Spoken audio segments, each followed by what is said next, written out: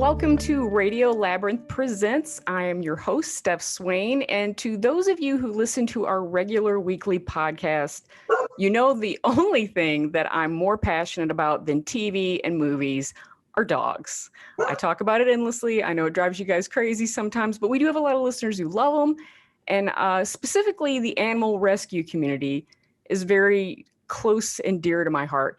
And today, not only will I be talking to one of my greatest mentors, Miss Lor McDorman Cronin. Later on in this episode, I'll also be talking to Shane Hawkins, a participant in the Jail Dogs program that benefited from so much it completely turned his life around. But first, if you live in the metro Atlanta area, you may recognize my next guest from the myriad of appearances she's done on Fox 5 Atlanta's adoption segment. Or, you know, maybe you adopted a dog from her in the past, or a cat, that's possible. Or maybe she took you to jail one time. That's also possible. But who knows? But everyone should know this person. And without further ado, I would like to welcome U.S. military veteran, former canine officer, mentor, top volunteer with the Gwinnett Jail Dogs program, and one of my personal heroes, Lor McDorman Cronin. Thank you. That was a big to-do there. I know you never talk about yourself. You're so humble. No. And you really are like such an amazing person. The things that you've done and accomplished, and no one would ever know it because they surely wouldn't hear it from you. And so I thought that we should let the world know more about you and what you do. But first, before we get into all the things that you've done, I don't really get to talk to you that much. Anytime I ever see you, it's at an event or something and you're so busy. I've always wanted to know this. How did you cultivate your love of animals? Where did this start with you? When I was younger, I just was one of these people that I always went to animals before I did people. So I think I just loved them since then. Even when I was a young kid, my mom would be like, go out and play with your friends. I'd be like, I'm pretty all right with the house dog. So. Well, that makes perfect sense. I wanted to know, when you became a canine officer, were you a regular police officer for a while first? So I started in the military. I was 18 when I went into the military, and I don't know if I ever told you the story, but when I went into the military, I wasn't ready for college. So my mom said, find something you can do that will get you out here into the world. So when you come back out, you have a job. And I was like, all right. So of course I went to my recruiter, being young and dumb and knowing nothing about the military, and told them this. And he goes, we have the perfect job for you. He goes, it's a multi-purpose job. You'll go in, you'll learn computer skills. So I was like, great. So I signed up, I went, and not honestly until I got off the bus at Fort McClellan, Alabama, did I know I was becoming a military police officer. So when I got off the bus, it was literally my 18th birthday that day. And I was like, what did I do? But after I went through basic training and I went through my AIT school there, I got stationed in Hawaii, and that's where I fell in love with the canine. They were actually right behind our provost marshal's office, and I swore from the first day I was in there that I would eventually figure out how to become a canine officer. So that's how I got started. I literally went to school in Lackland Air Force Base for the military canine academy. I was there for my 6 to 8 weeks, and then I went back to Hawaii. And because at that point in time, it was still considered a overseas tour, I then had to learn how to become a canine and a drug dog. So, and because we had military police dogs, we had to learn how to care for, draw blood, all kinds of stuff on our animals. So that's where my love of becoming a veterinary technician came in. And that's why I always wondered, like, you can always, well, we'll get to that, but you can always wrangle up any dog and clip their nails, which always blew my mind. I try. And is this where you became partial to the German Shepherd? Because when I met you, That was your breed. Like, you love all dogs, but that was your breed. Those are Rottweilers, and of course now all I have is mixed mutts, but those were my babies. I think it's just because I think some of those bigger working breeds are misunderstood because people don't understand all the energy they have, and if you don't give them a job and you don't teach them at a young age, you have to then figure out, all right, how do I do this with now a 90 to 100-pound dog where I could have started with just a small puppy? This is primarily a pop culture show. So I wanted to ask you if there were any characters on TV or in the movies when you were a kid that inspired you to be a police officer. Again, I didn't have a desire to be a police officer. My husband, he knew he wanted to be a police officer since he was like 6 years old. I wanted to either be an Olympian or I wanted to be a veterinarian. And neither one of them were something that I actually started doing. But no, I fell in love with the dogs once I got into the military. Again, I loved having them as a pet as a kid, but not till I got in the military did I learn about working with them, figuring out their temperaments and things like that. So that's where I learned almost everything. Well, when you said you wanted to be an Olympian, what sport would you have tried to medal in? I wanted to swim or dive. Oh, I never knew that about you. I figured you would have been a runner. I know that you like to a swimmer. Well, that was thanks to Uncle Sam. We had to do that anyway. And then I had to go to my kids' cross-country meets all the time.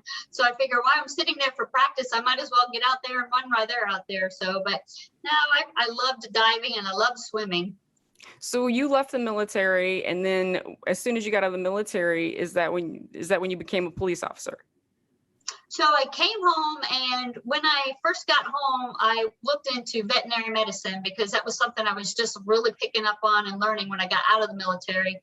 And I came and I worked here in a local animal hospital. But all of a sudden, I worked close enough to Lilburn Police Department that they used to bring their dogs in, and it made me miss being a police officer so much. So actually, a lot of people don't know this. I started with the Gwinnett County Jail. That's where I was a deputy before I became a police officer. And I was actually a patrol dog handler or a drug dog handler for them. Oh, wow. I did not know that. I had no idea. A lot of people didn't know because I swore when I left that jail, I would never go back there again. And look where I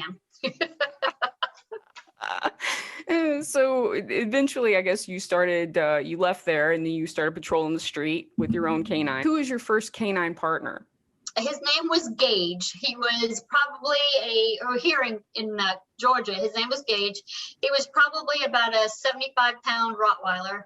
And I will tell you, the very first time we were out on the street, we did a lot of drug interdiction. So his response was supposed to be sit, but we pulled over a cargo van, and we had opened the door. He started doing his little search, and all of a sudden he grabbed a hold of the seat and ripped open the seat, and I thought, I just bought a van. Thankfully he found a kilo of coke under there, so we were good. So how long were you engaged partners? Gage and I were partners probably for about a year. The sheriff's department was going through a whole bunch of changes. They had actually just gone from Sheriff Plunkett, which would tell you how long ago it's been. And there was a new sheriff coming in, and when he came in, they changed a little bit of everything. So that's when I left the sheriff's department, went to the police department. And at the police department, I was just a regular road officer. Oh, okay. All right. So what were some of your most, I guess, obviously the kilo of cocaine. Yes.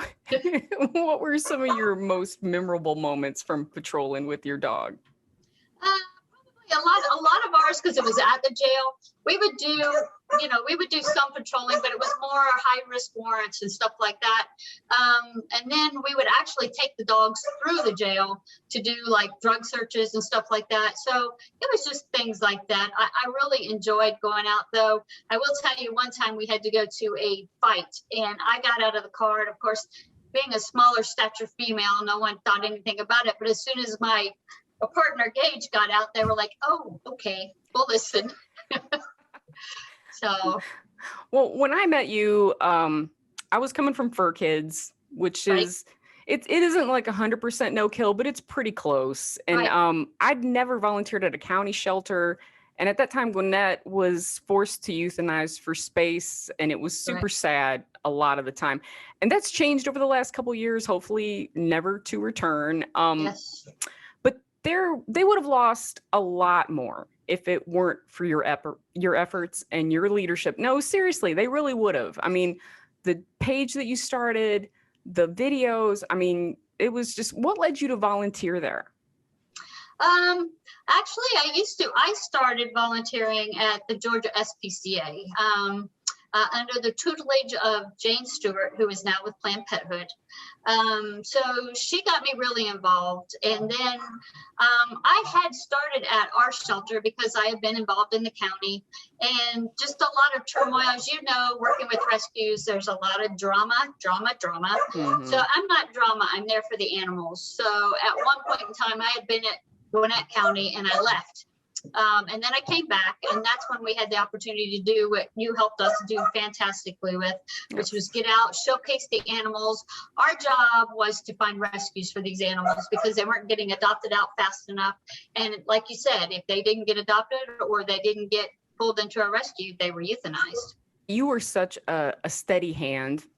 I mean, your attitude was like so inspiring. It really was. And I'd be bawling my eyes out sometimes. And you were always just like a rock. You were always able to just be like, this is sad, but we have to keep trying. I mean, you were always able to see the end goal. And, your ability to work with so many dogs who exhibited fear-based aggression and kennel aggression and turn them around. I mean, it was amazing. And I guess that came from your canine training. You utilized all of those skills. I will tell you, it's funny. I did do that with all of them, but I had actually adopted a puppy from the shelter. And when we got her, she was a cute little Catahoula puppy. She was fantastic.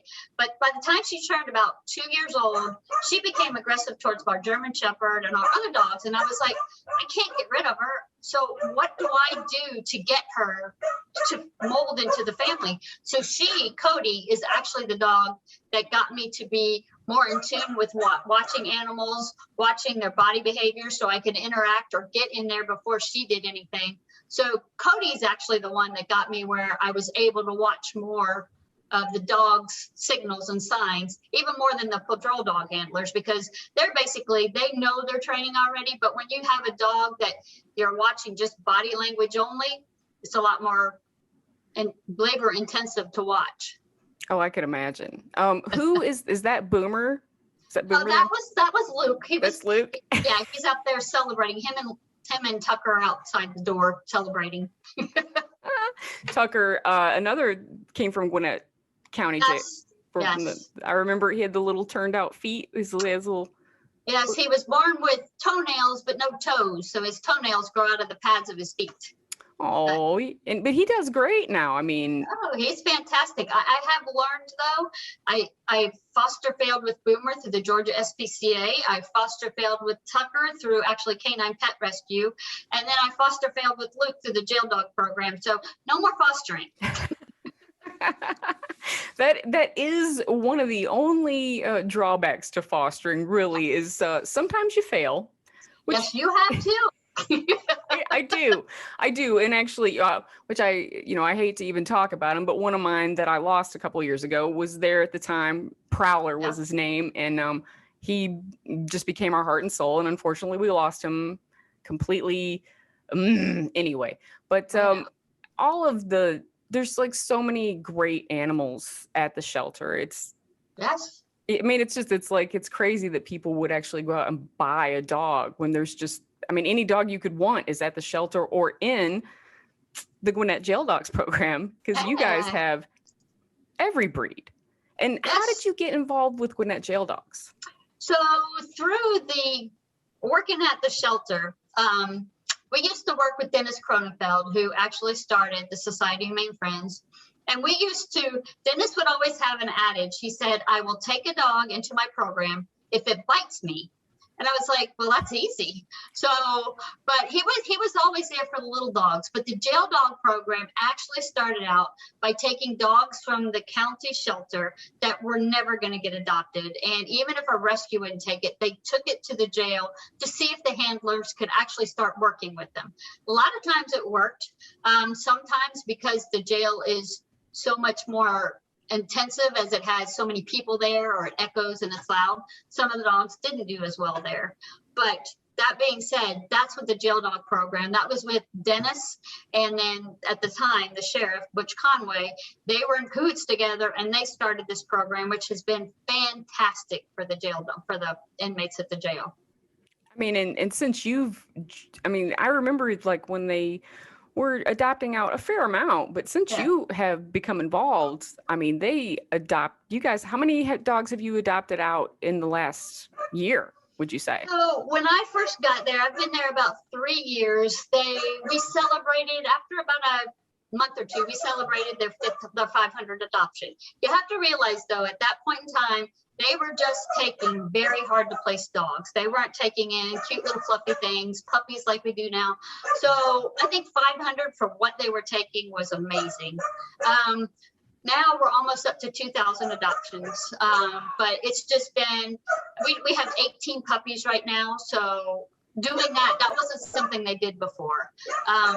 But yeah, it's been amazing. And these handlers, I do training now with them. So we're training the handlers to be able to get out when they get out, to be able to go somewhere, maybe work as a trainer. I was actually at Petco the other day picking up food from one of our jail dogs, and the kid behind the register had on a mask and he kept staring at me.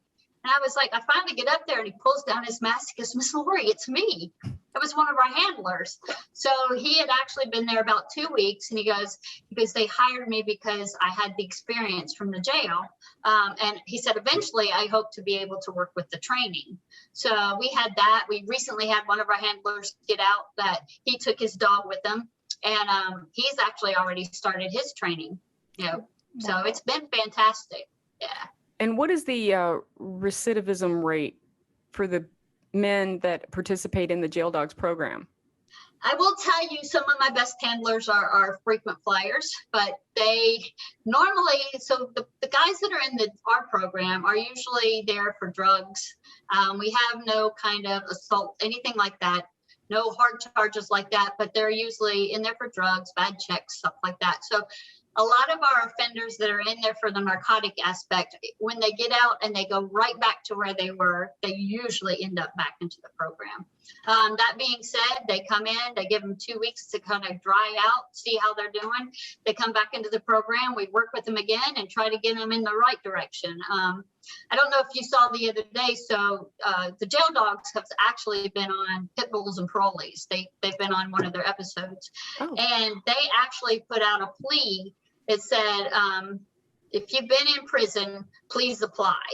And so what they're doing is they're looking for inmates, and they literally tag the Gwinnett Jail Dog program in there. For any of these inmates, if they are in jail or if they're getting out of jail, they will fly them down to Louisiana. They will give them a 30-day kind of trial kind of thing, see how they do. If they do well, they're actually going to hire them on spot, and then they'll have a job. And for me, I think that's fantastic because it gets them out of where they are here, and it puts them somewhere else that they can start over. What do you feel like, this is what I wanted to ask you. I thought this was a very interesting paradox, I guess, for the fact that, you used to be responsible for enforcing the law and bringing a lot of these guys to jail. Right. What's it like to be on the other side of it now? Has it changed you or how your views are in any kind of way now that you're inside trying to help them get out? Well, the one thing is, even as an officer putting them in, I don't think, as everybody labels them, they're bad guys. They've done things that weren't correct. And I'm hoping that through what we do now, they come in, they learn something else that they can do when they get out. I will tell you, when I worked at the jail as a deputy, and we moved from the old jail to the new jail, I was probably in the women's unit for over a year, and I swore I would never come back to that jail because I didn't want to babysit adults. But now that I'm pretty much I work with them, I train with them. they're human beings. They just make mistakes.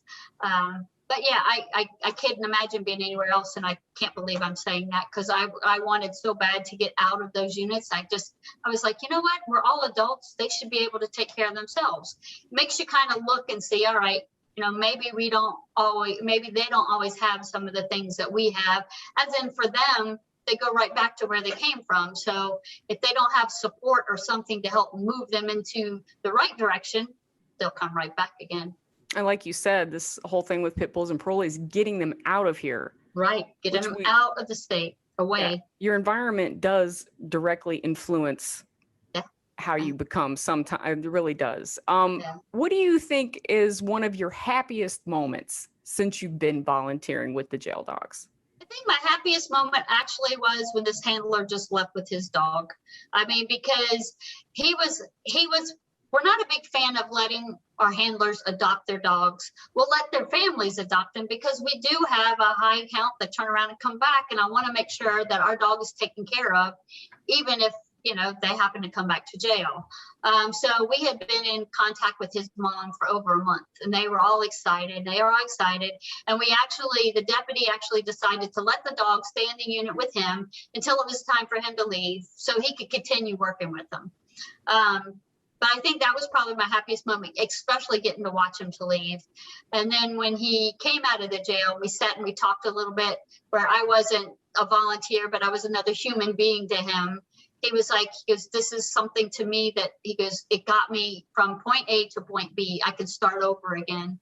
And I hope that's what he does, because he's one of our great handlers. I've got another handler that's in there. I think he's supposed to get out next month.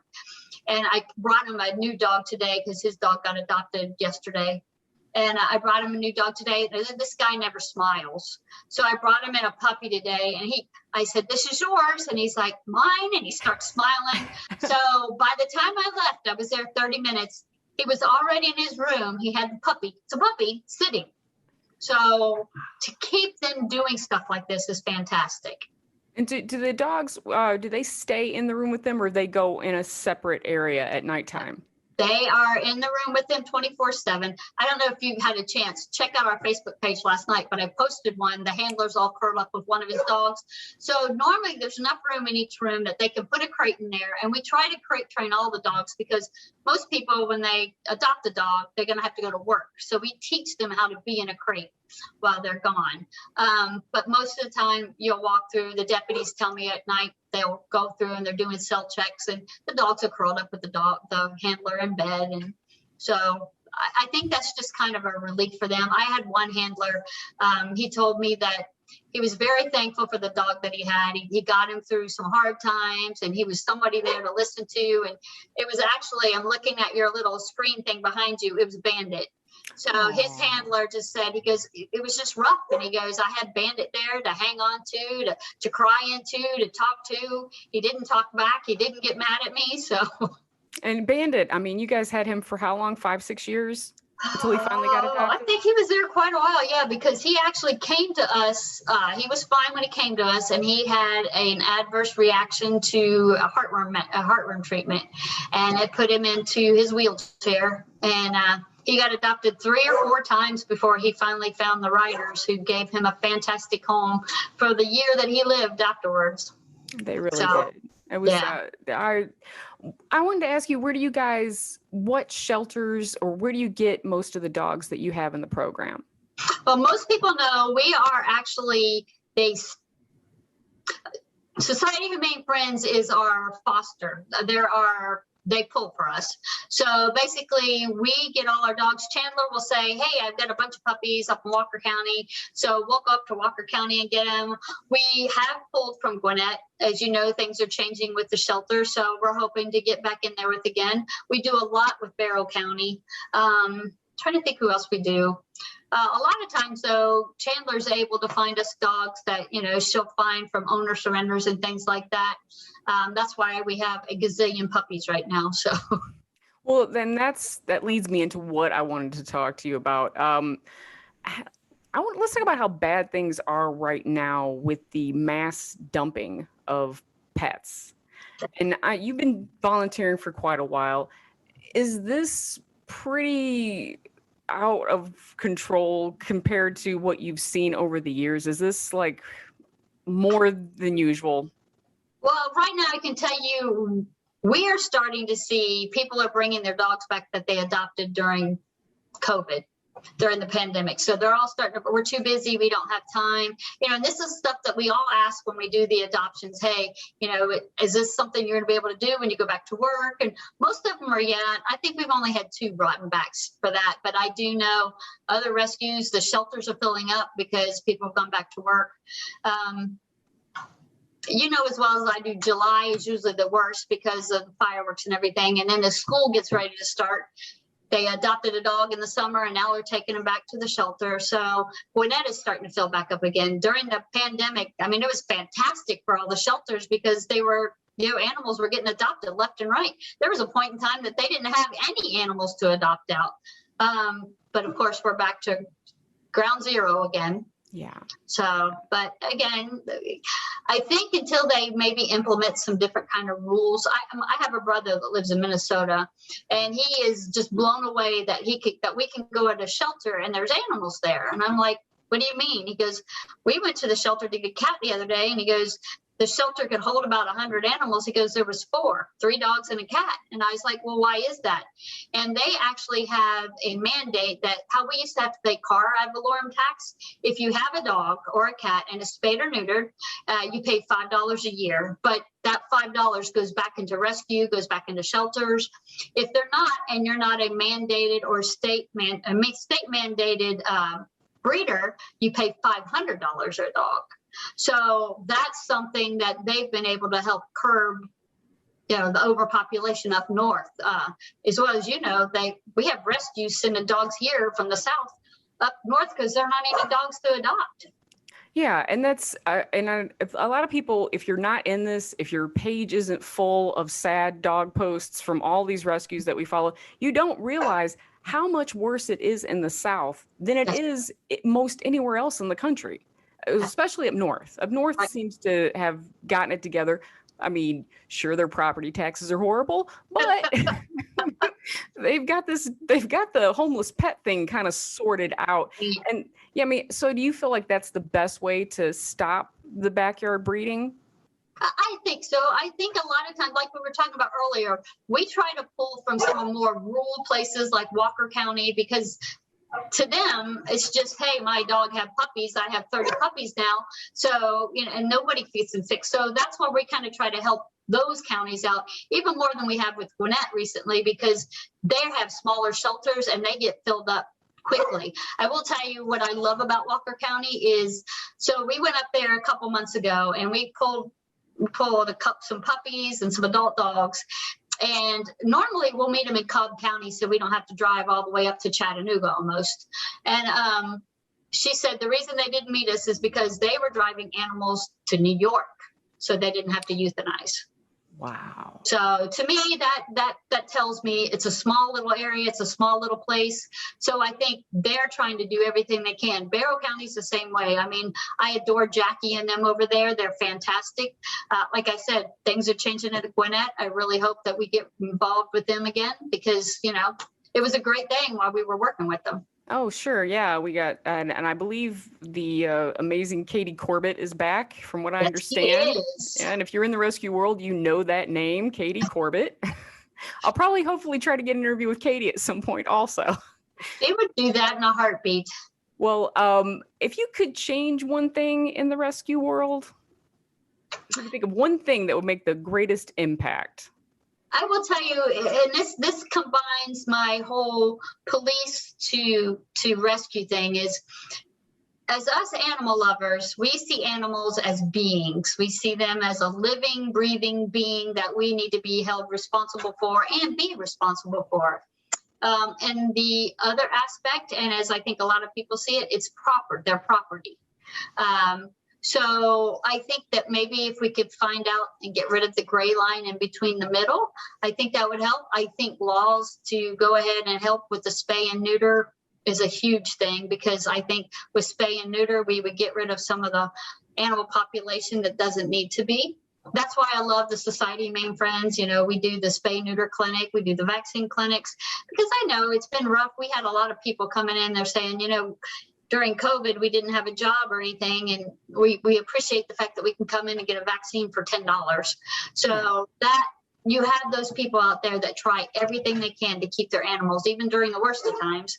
And then you have people that have means and are getting rid of their animals because so it's time for me to go back to work Yeah. And I get it, but well, and I guess, and people we always complain about people dumping animals at shelters, but they can still do worse things than that, as we've seen. So at least they're taking them to a shelter, because you do have to pay a surrender fee to surrender them to the shelter. And a lot of them just, people that just turn them out or leave them and abandon them. So there are much worse things that you can do. How can people help out if they'd like to do something for the Gwinnett Jail Dogs program? So our biggest thing right now is, oh my goodness, with puppies, we have an Amazon wish list, and they could, right now we go through puppy pads faster than actually the inmates. They only get like a big box of toilet paper every week. And maintenance came in and said, you guys can't have any more toilet paper. And they're like, well, what are we supposed to do? So anything that they want to hit on the Amazon wish list would be fantastic. We will, as soon as we start getting back out again, I will be recruiting you along with Loretta to come out and help with some of our offsite events. Believe me, that right now, the Amazon wish list is the hugest thing, because today I have been running around buying puppy pads all day long. And what's that website that they would go to? They can go to www.jaildogs.org, or you'll actually find it on our Facebook page, Gwinnett Jail Dogs. Okay. All right. And now, before I let you go, this is a little thing that we like to do at the end. Okay. We do this with everybody. So let's just say it's your last day on Earth. Okay. And you get one last dessert. What is that? One last dessert.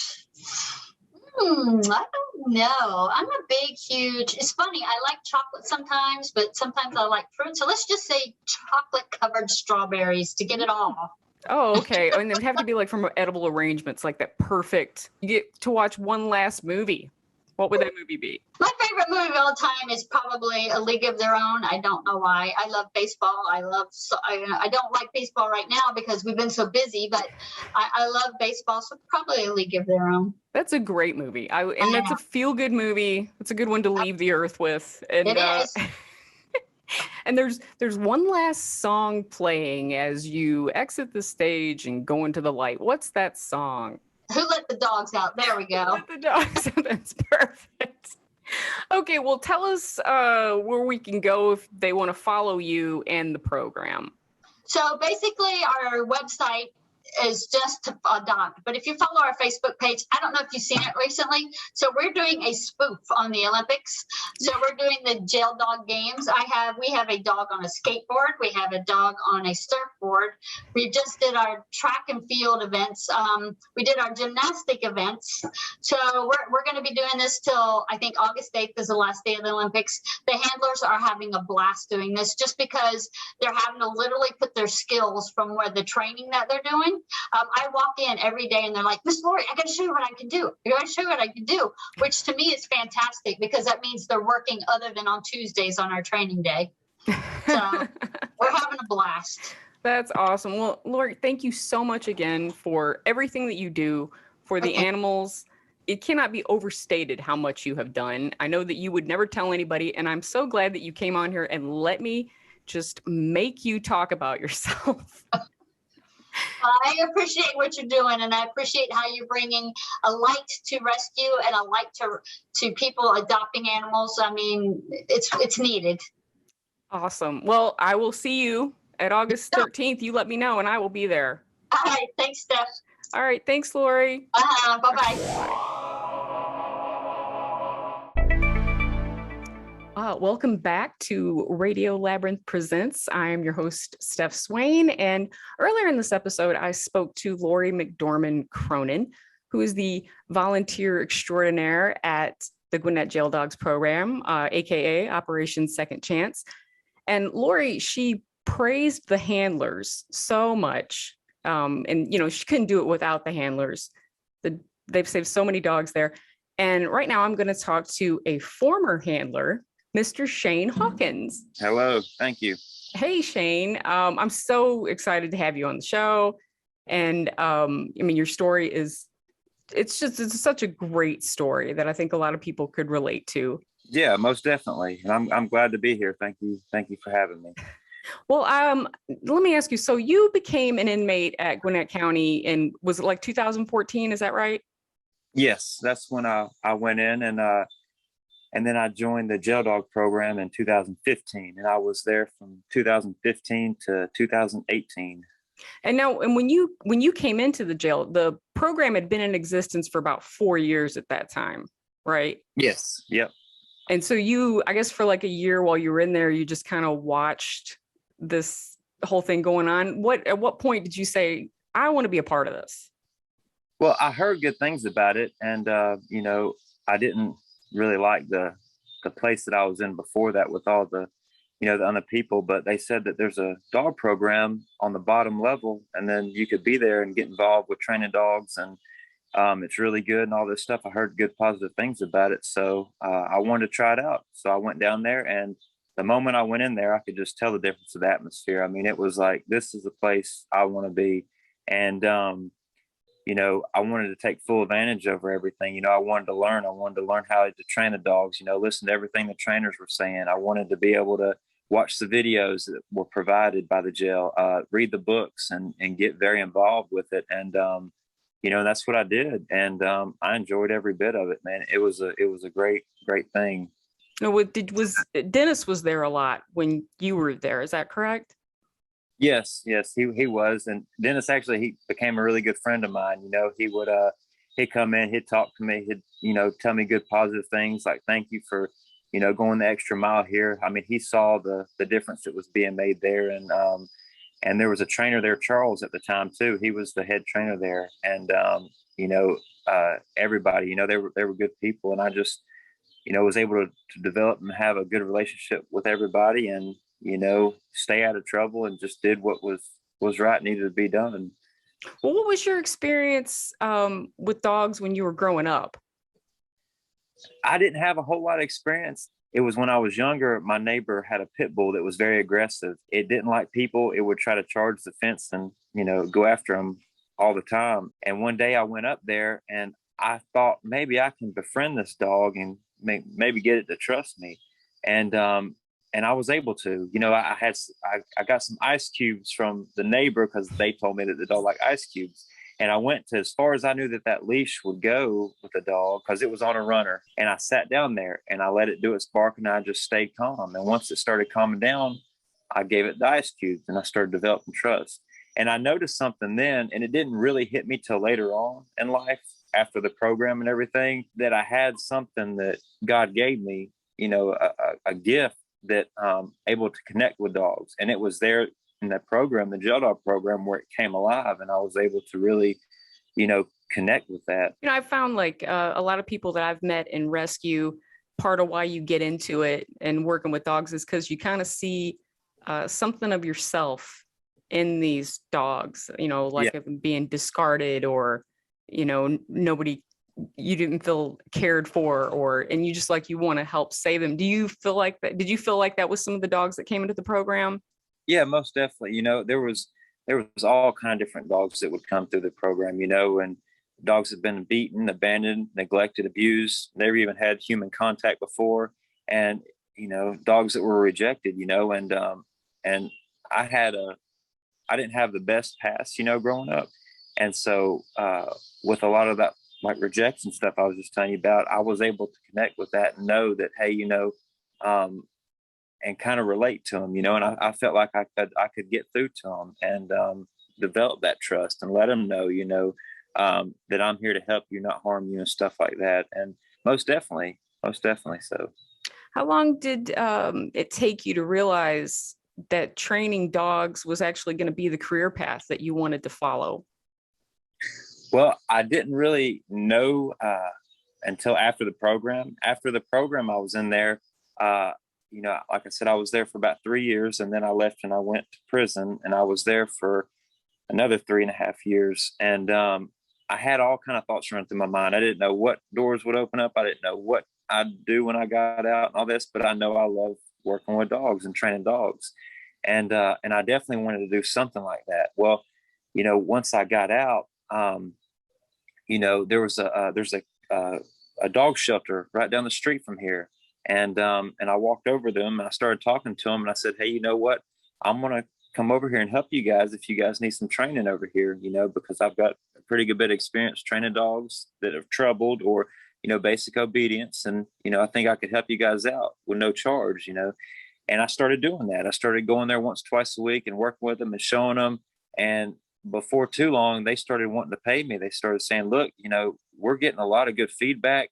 Other people that we've talked to about you, they're wanting you to go out and train their dogs. So I started getting phone calls from people that the owners of this dog shelter were recommending, to me. And so I started going out to their home and I started working and training dogs and they started paying me.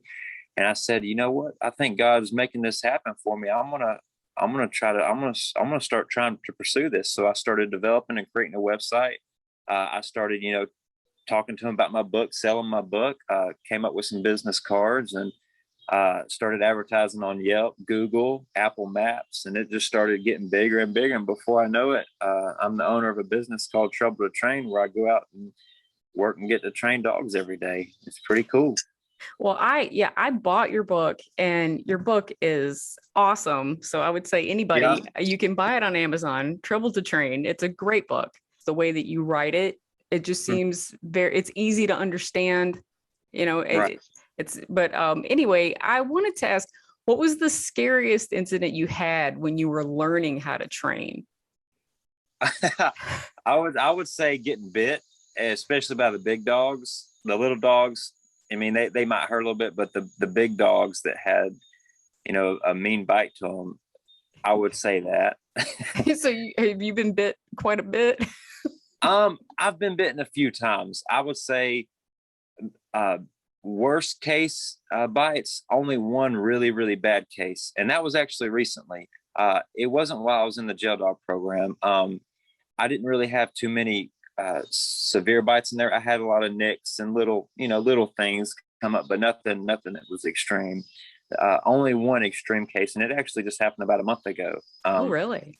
And it was working with an aggressive dog, and it redirected on me and it got me. But like I told the owners, I stayed real positive. I said, look, you know what, let's not give up on them. Let's continue work. It happens, it happens. So, well, and that's what I hear. Like I watched Caesar Milan for years and years. And I mean, he was like 20 years in when he got bit by that golden retriever. And that was like one of the worst bites he'd ever gotten. So, I mean, I guess it's just sometimes you just don't even think, okay, this is the one that's going to be, be the worst.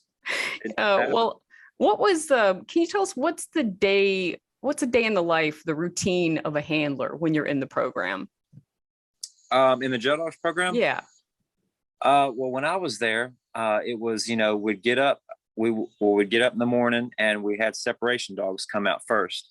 And, we'd work with the separation dogs for an hour outside, with whether it was walking them, training them, whatever it was we needed to do that day with them.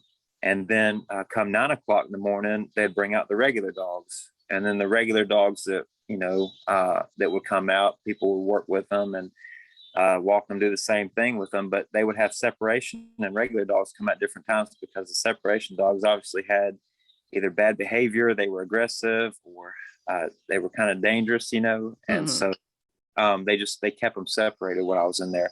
But our goal was to keep them on separation for a little while, work with them, train them, spend that extra time with them, and eventually, as soon as we could, get them off separation, mixed into the regular dogs. So once we did that, come about 1 o'clock after we went on lockdown, we'd come back out, we'd train, would work with them again, walk them, play with them, and then and then would go eat dinner, lock down again, from what I remember. And then would come out again, I think about 7 o'clock with our dogs, and hang out all the way to about 10:30 at night. I think that's the way it went. And we would train on Monday, Wednesdays, and Fridays. Trainer would come in off the street, and we'd all get together in groups and would do either fun activities, or we would do, some real serious talks, whatever needed to be done for what was going on. One of those dogs, one of those separation dogs, I'm assuming was this dog here, right? Sonia? Yes. She was Yes. one of those separation dogs. Is Mm-hmm. Sonia, is she the one that inspired you to write the book? I don't know if she's the one that inspired me. It was really, I'll tell you where the idea came. I was on the phone with my mom. I was talking to her, and we were just talking about everything going on, and I was telling her about the positive stuff that was going on in the dog pod and everything. And as I'm on the phone with her, I looked to my left side, and I saw the book cart sitting there. And I think our conversation was about, I'm thankful that, I'm able to be in this position and being able to do this. And I want to be able to share with people, the knowledge I've gained and help them. And in that kind of conversation, like I said, I looked to my left, I seen that book cart, and it just hit my mind. I asked my mom, I said, how hard do you think it'd be to write a book? And she told me, she said, it's not hard. She's done it before. She's done it in the past. And I said, wow. And then I just started thinking about it, because on those phone calls, you only get 15 minutes and then you've got to pay to have another one. But just in a few minutes of thinking, I said, I think I might want to do that. Let me think about it. And if it's you saying it's possible, maybe we could do it and she said she's willing to help me. So I got off the phone with her. I thought about it that night. I said, yeah, I really like to do this. So that's really where the idea came from. It just hit my mind, And you were at the Gwinnett County Detention Center when you wrote the book. Is that right? Yes, I was there, and I knew it was going to be a little difficult because I was an inmate, and I was there, and I didn't have access to anything, other than a pen and paper. So what I did was I'd go to my cell on lockdown, and I started getting a bunch of paper and a bunch of pencils, and I just started writing it page by page, and I'd get enough pages lined up. I put them in an envelope and take them to the deputy and ask them to mail them home for me. And they'd send it to the post office, or they'd send it out, and then it'd get home, and my mom would open the letter and, read through it, and then she'd type it up, and just made it happen that way. It took a lot of time, and it took a lot of phone calls saying what I wanted the cover to look like, odd and end stuff, all that. But she was there for me, and I'm thankful for that, because she helped it make it come alive. You got a pretty good mom. I would definitely say that. That was really awesome. And a lot of the topics that you cover are just like the absolute basic things that people run into. I know my dog, and I'm one of the worst as far as I'm pretty good with knowing when a dog needs to be left alone. I volunteered at the animal shelter at Gwinnett County, and I volunteered with the jail dogs program, just at events and stuff like that. But there's certain things that even I, like my dog, Sam, he's a foster fail border collie. I don't know if you've worked with any of those. Mm-hmm, I do. Well, I had no idea. He's such a beautiful dog, and he had been shot, and he has a permanent injury, but he's still a border collie. So a lot of the times I feel sorry for him, and I will let him do things that I shouldn't, like jump up. And my husband, he does not do this to my husband, but he does it to me. What, jumped up on you? Oh, yeah. Yeah. Okay. And I was reading your chapter, and I was like, oh, yeah, this is everything I'm doing wrong. This is exactly what I'm doing wrong. I have to be more the leader with him for sure. And, and I'll be telling other people stuff, and I'm like, oh, my God, I'm doing this. Right. Yeah. But yeah. I love that chapter. And you also talk about the fear of dogs. Mm-hmm. And I know so many people that have a fear of dogs, and I'll always tell them, because I've heard animal control officers at the shelter say that you should never run from a dog. And I always tell my friends too that are afraid of dogs, tell your kids don't run. And you lay that out. Don't run, don't smile at them, don't make eye contact if you come across an aggressive dog. I wondered, how would you feel about going to schools? Do you think there should be a program like that where they go to schools? Do you think that would help prevent so many kids that do get attacked out on the street by stray dogs because they don't know what to do? Yeah, I think it would be. I mean, I don't know if it'd be good to have it in actual schools. I mean, it probably would. But, I think everybody should understand and know that, and it wouldn't take long to be able to tell somebody, just a few minutes, just a few minutes of a good lesson to say, look, if you ever come in contact with a dog, this is what you should do and this is what you shouldn't do, most definitely, because I mean, we teach our kids going through school, hey, look both ways before you cross the street, all these other stuff that apply to life. That's very important. That's a very important life lesson too. And it should be taught. I always, because it's always sad to me whenever it'll be, they always pit bull attacks, a pit bull this, a pit bull that. And I know from being with them, a lot of times pit bulls have strong prey drives, and you run and that kicks that prey drive into gear sometimes, especially if they're out and they're scared and they don't know where they're at. And I always think to myself, maybe if you would stand still and not run, yeah, that maybe the attack, either it wouldn't have happened or it wouldn't have escalated to where, they get mauled or something. And I mean, not just pit bulls now. It can be any breed of dog. Sure. And it's kind of like you're going against your own nature in a way, because if you see something scary, your instinct tells you get out of there. Don't be around it. Run. You see a bear, you see whatever it is, and you just want to get out of there. But then that triggers something else, but it's very important. If you come in contact with a dog that you're not comfortable with and you're just minding your own business, walking down the street, whatever the case is, the last thing you want to do is just take off running from it. You just want to stay calm. You want to stay like it's not even bothering you, even though inside you're probably worried to death and it's driving you scared, but just stay calm. Don't mind it. Just, last thing you want to do is take off running. And like you were saying, try not to make eye contact, so it's not like a challenge to it. Don't be smiling at it where it shows teeth, all that stuff, and it's going to help. Yeah. And and I'm a pit bull lover. I love them. I mean, it's like my favorite breed of dog, but it's just like they get vilified, I think, so much in the media that they'll always, it could be, so what, maybe it was a Chihuahua that tore your ankles off, but they won't bother putting that up there, which to me, Chihuahuas, those are the most dogs that have snapped and bitten me over my time. Yeah. Yeah. No, they can be kind of crazy. Yeah. Well, this is primarily a pop culture podcast. So I've always have to ask, out of the movies that you've seen, what would you say for somebody who hasn't really experienced what it's like to be in jail or prison, what movie would you say most accurately portrays that you know of? I would say the movie Convicted. It's based on a true story. It was in the 90s, and it to me it's a pretty good movie, and it kind of relates to what it's like for someone to be in that situation in there, and also for someone who's on the outside, like family members, what they're going through, because it's not just the person that's in prison or in jail that's suffering. It's also the family that's on the outside. So there's a lot of good prison movies out there, but I would say, to answer your question, the most accurate or most close to being accurate would be Convicted. I never even heard of that movie.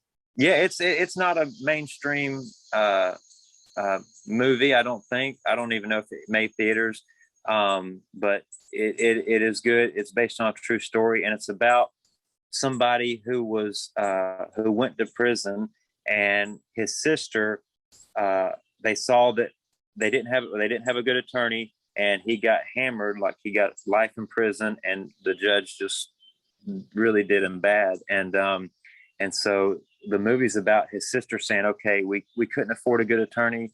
The attorneys in this area aren't any good. So what I'm going to do is I'm going to first get my GED, because she didn't have even a high school diploma. I'm going to get my GED. Then I'm going to go to law school, and I'm going to apply. And you see this whole 8 to 10 years of his sister working and going through all this stuff, and new evidence starts coming and all this stuff. And then was able to, eventually get him out of there. And it's a good inspirational movie, I think, good and positive, but it relates to the question you asked, more accurate than most anyone I've ever seen. All right. I'm definitely going to check that out. What would you say was your best memory as a handler in the Jail Dogs program? Oh, wow. I got so many of them, that there was a quote that goes, do the best where you are with what you have. And every day it was something to try to be thankful for and be positive about. I mean, I got so many good memories of being able to work with dogs and people, and the difference was being able to make in other people's lives. I like to think of myself as a pretty good leader when I was there at the program. When I was there were sub trainers. So I was a sub trainer, and I had the responsibility over the other inmates and the other dogs. And I gained a lot of respect, and people, they wanted, I was able to teach them and able to lead them. And one thing I learned is a good leader leads from the back. You know what I mean? Mm-hmm. And you're only as strong as your weakest link. So a lot of people that were struggling, and a lot of people that just, were having a hard time understanding and involved with it, I was able to help pick them up and show them the way. And there was a lot of good order, working with the deputies and the other trainers that were coming in. It was all good. It was all positive.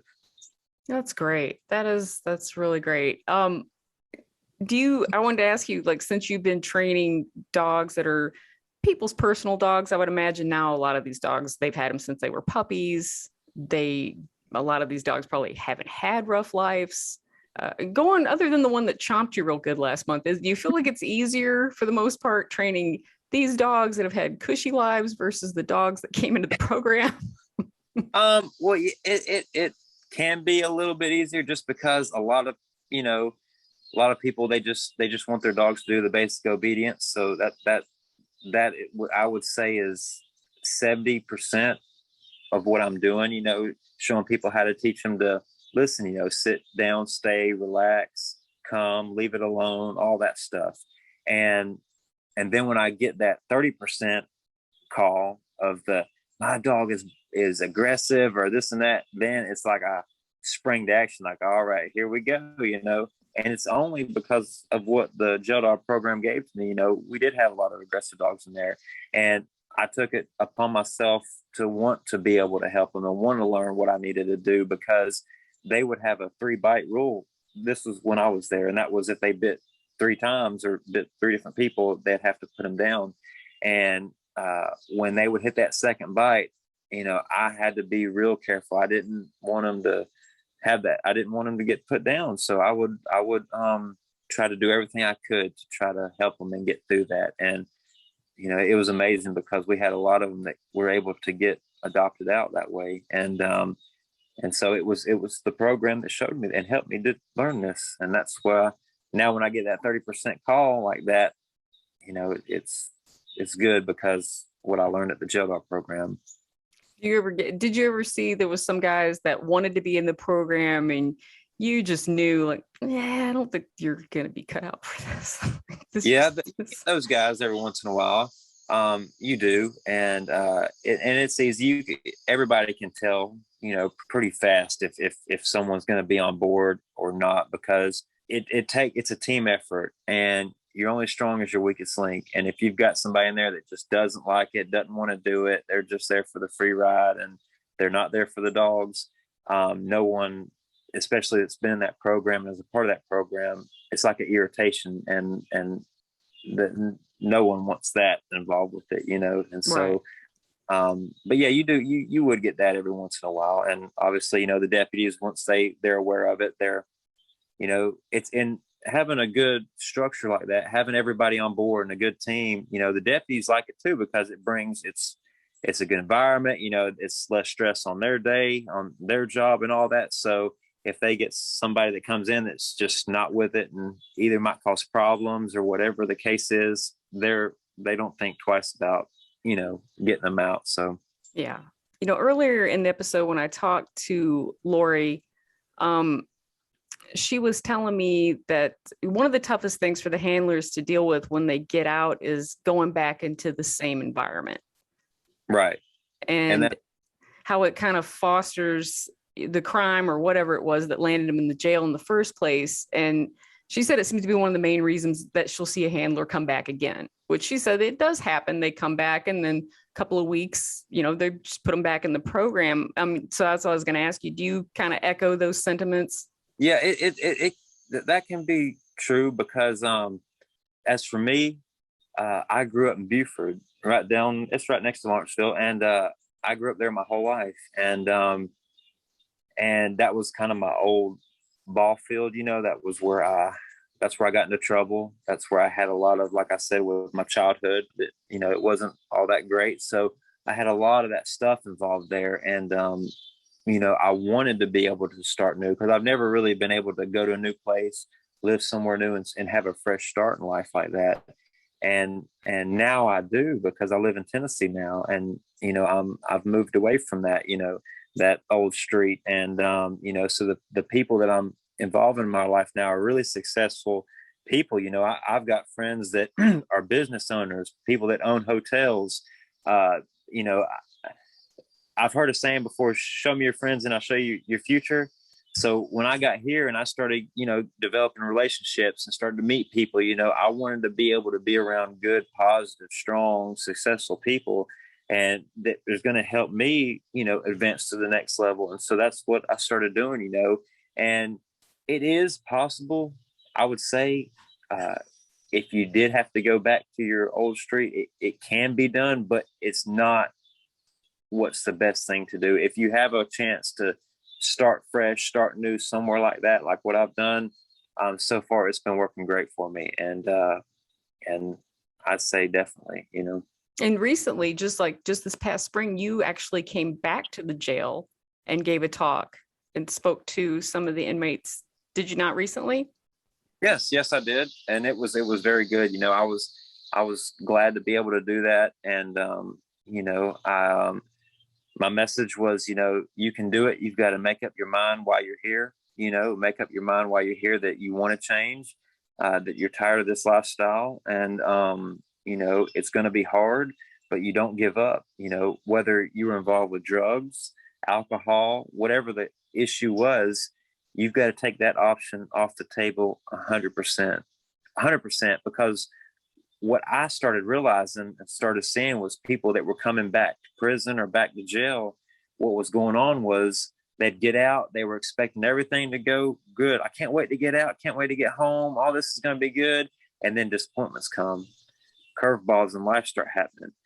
All negative things just come up, and it's how are you going to deal with it? Well, if they haven't made up their mind to take that option off the table, like I was just telling you about, and they go right back to it, then they fall right back into that same vicious cycle, and it brings them right on back, So like I told him, I said, you've got to take that option, make up your mind now that whatever it is, whatever brought you here, whatever's going on, no matter what, good, bad, it's got to be gone.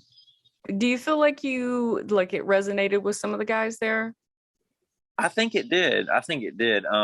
Even if it just did one person, then it makes me happy, Well, I don't know if you knew this. This is a recent thing, but you've heard of the program Pit Bulls and Parolees? Oh, yeah.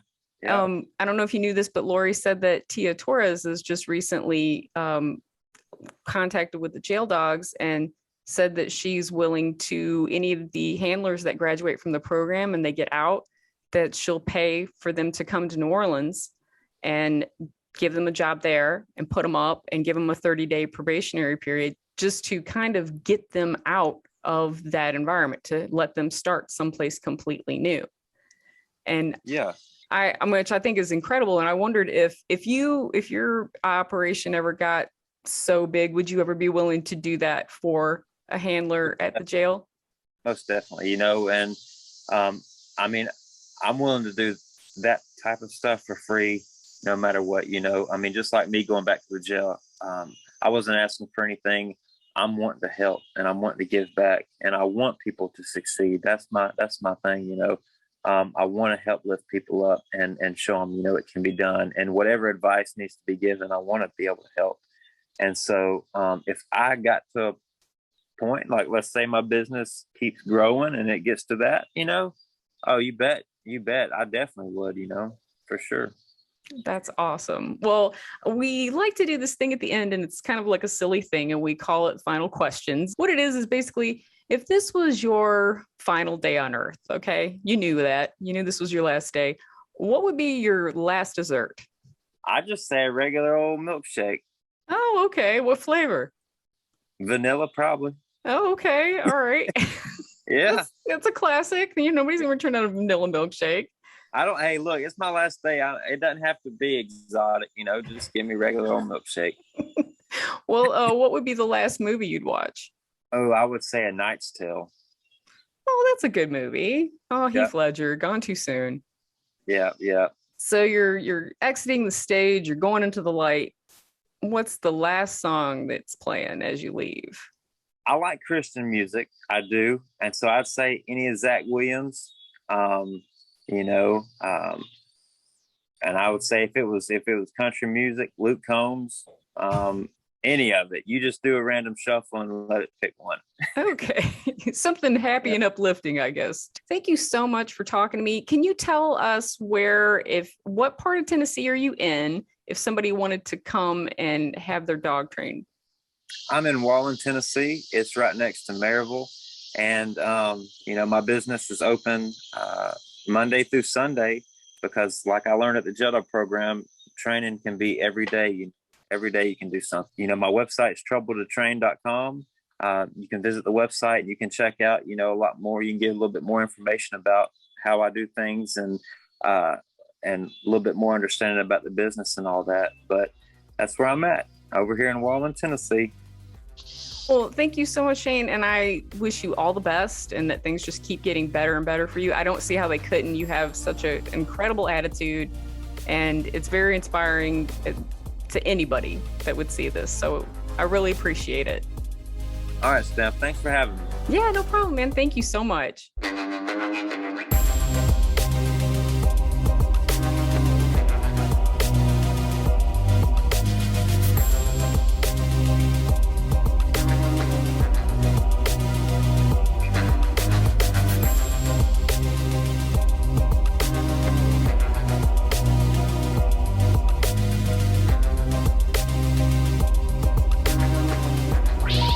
Please hang up and try again.